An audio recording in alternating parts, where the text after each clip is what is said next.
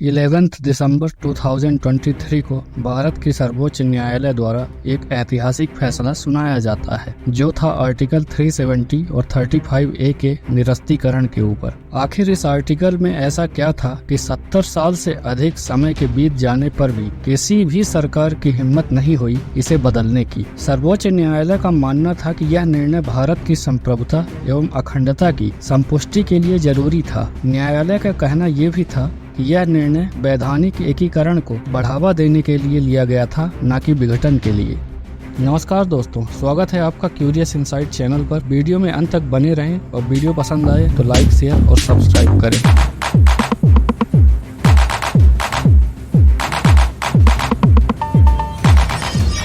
सबसे पहले जानते हैं आर्टिकल 370 और 35A क्या है, क्यों इसमें इतना विवाद बना हुआ है। इस आर्टिकल को समझने से पहले हमें जम्मू और कश्मीर के बारे में जानना पड़ेगा। ईयर 1846 में महाराजा गुलाब सिंह ने ब्रिटिश कंपनी से जम्मू और कश्मीर को 75 लाख रुपए में खरीदते हैं। आज़ादी के बाद सभी रियासतों को भारत में विलय करने का प्रस्ताव दिया जाता है, जिसमें अधिक से अधिक रियासतें तो भारत में शामिल हो जाती हैं, लेकिन कुछ रियासतें शामिल होने से इनकार कर देती हैं। उन्हीं में से एक जम्मू और कश्मीर रियासत भी थी। देसी रियासतों के विलय की बात हो तो जम्मू और कश्मीर के विलय की कहानी के बिना अधूरी होगी।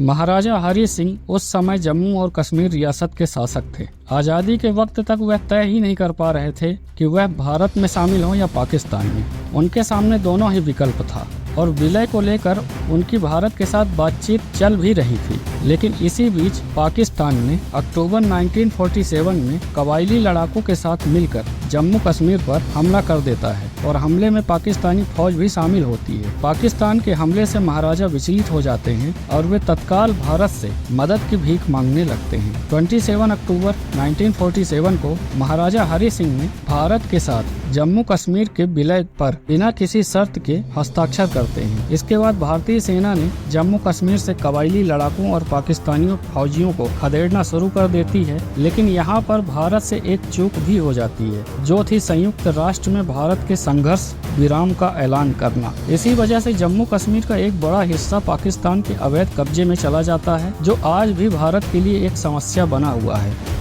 जम्मू कश्मीर को विशेष राज्य का दर्जा प्रदान करने के लिए भारतीय संविधान में आर्टिकल 370 को जोड़ा गया, क्योंकि उस समय स्पेशल स्टेटस की उसे जरूरत भी थी, जिसका मसौदा भारतीय संविधान सभा के सदस्य रहे एन गोपाल स्वामी अयंगर ने तैयार किया था और इसे ईयर 1949 में अस्थायी उपबंध यानी कि टेम्परेरी प्रोविजन के रूप में संविधान में जोड़ा गया था। रक्षा, विदेशी मामले एवं संचार को छोड़कर राज्य को अपना संविधान एवं ध्वज रखने के साथ ही अधिकांश मामलों में स्वायत्तता रखने की अनुमति प्रदान की गई थी। जाने या अनजाने में भारत सरकार से यहाँ एक और चूक हो जाती है और वो होती है आर्टिकल 35 को इंट्रोड्यूस करके। आर्टिकल 35A को 370 के साथ जोड़ा जाता है, जिसमें यह प्रावधान था कि जम्मू और कश्मीर विधानमंडल को यह अधिकार मिल जाएगा कि वह यह तय कर सकता है कि जम्मू और कश्मीर का स्थायी निवासी कौन होगा, किसे सार्वजनिक क्षेत्र की नौकरियों में विशेष आरक्षण दिया जाएगा, किसे संपत्ति खरीदने का अधिकार होगा, किसे जम्मू और कश्मीर विधानसभा चुनाव में वोट डालने का अधिकार होगा, छात्रवृत्ति या अन्य सार्वजनिक सहायता या फिर किसे सामाजिक कल्याण कार्यक्रमों का लाभ मिलेगा। आर्टिकल 35A में यह प्रावधान है कि यदि सरकार किसी कानून को अपने हिसाब से बदलती है तो उसे किसी भी कोर्ट में चुनौती नहीं दी जा सकती। इस तरह के कानून के जुड़ जाने से वहाँ के लीडरों को अपनी मनमानी करने का मौका मिल जाता है। जिस तरह के प्रोविजन जम्मू कश्मीर को दिए गए थे, बाकी किसी भी दूसरे राज्य को इस तरह का स्टेटस नहीं दिया गया था। इसीलिए यह निर्णय बाकियों से विरोधाभास उत्पन्न करते थे।